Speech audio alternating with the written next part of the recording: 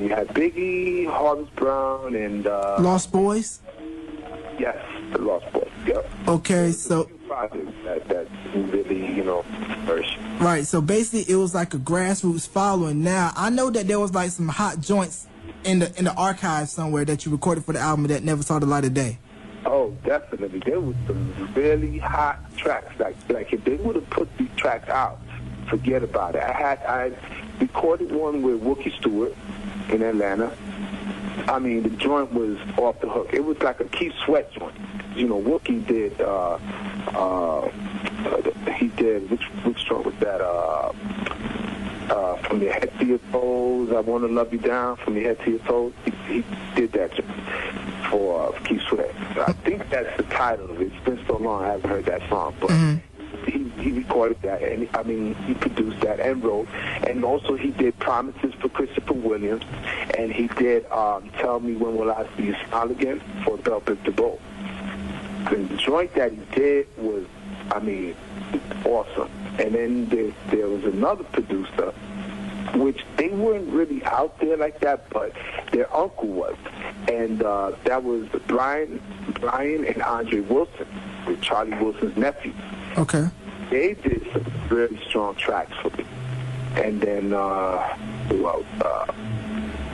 You had Teddy that was supposed to do some joints, for me. Okay. We sat with him and everything. Mm-hmm.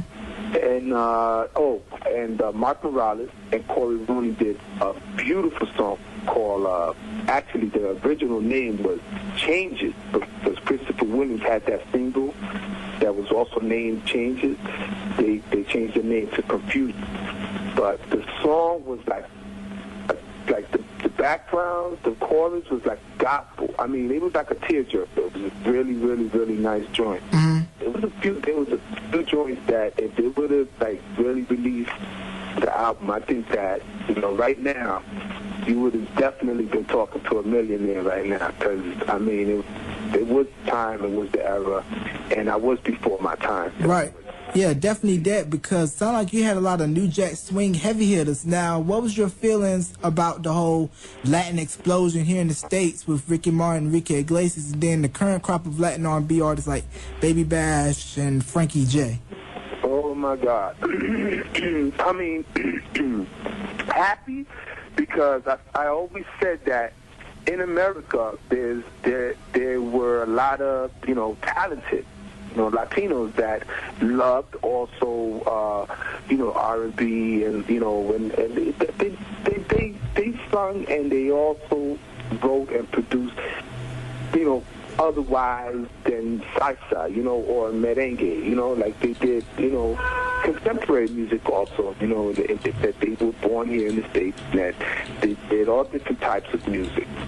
And I was happy that for once, okay, they were recognized, but I was also disappointed at the fact that there was a lot of interviews that I seen during that time, and also heard, and also on TV like VH1, and it hurt me because actually I was really one of the pioneers.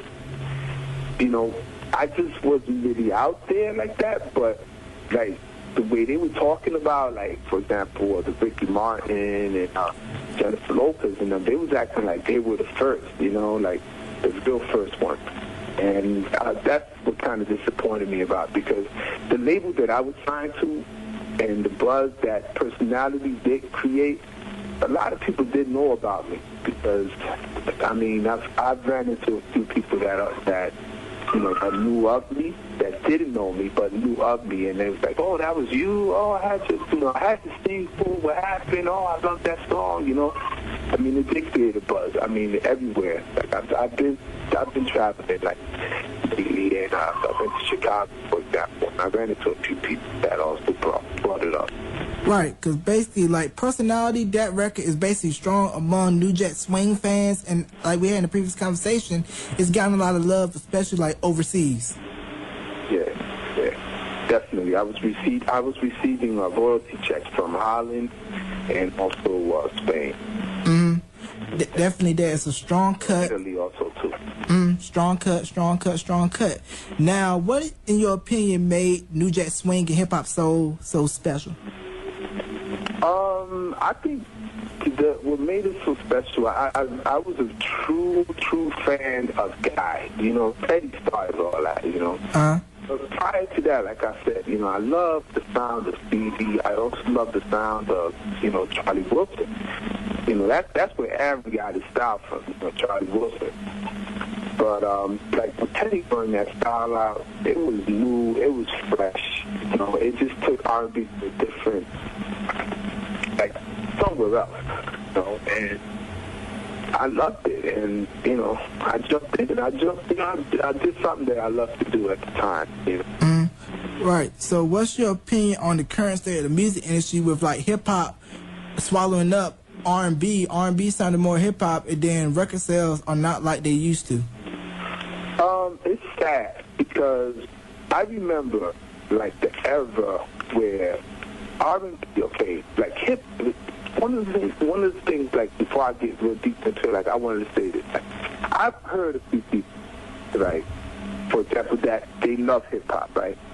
And they would come and say, strictly hip-hop, blah, blah, blah, you know, like, they talk as if it's bad for you to like R&B if you're into hip-hop, you know.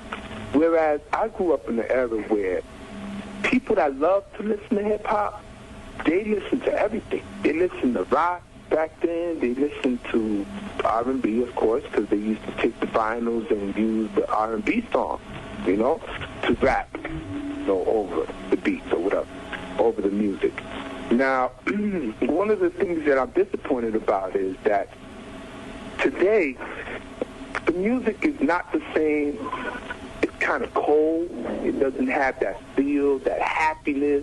There's only one cat right now that I feel that he's like, he writes joints that if you play it, I call them feel-good songs. You know, especially in today's world, the way this world is going, you know. And that's Neil. Neil is one of them, man. And he writes. I like how he writes. You know, he writes some joints that it could be a good summer day. You got the windows rolled down. You drive and you listen to his joints like, oh, okay, this feels good, you know. Right. And also you could tell the difference that what you know what you just brought up right now, that I'm right as far as the moods in the song. The way down south, you know, like down south, the reason why they blew up, you know, in the hip-hop field is because, remember, when Little John was coming out, putting out some joints that made you want to dance, you know? Like, you just want to party, have a good time, dance, you know? Whereas New York was loose because they wanted to stay hardcore, you know, and nobody wanted to hear that all the time. Like, oh, you know, violence, you know. Sometimes you don't want to hear that. You want to just dance. You want to go out and have a good time, you know. And that's, you know, that's a problem, you know. And hopefully, maybe, you know, a few people, or maybe from the past or anything that have experience in listening to old school music, whatever, get together and start bringing, you know, producing some joints like back in the days, man. I miss those days. I miss the Jodeci, those meaningful songs, you know, like in the 90s and also in the 80s. You know, I do miss those songs. Definitely that, because like Jodeci was able to straddle that line. They were loved amongst hardcore hip-hop fans, but they were doing R&B, and we got Diddy to thank for that.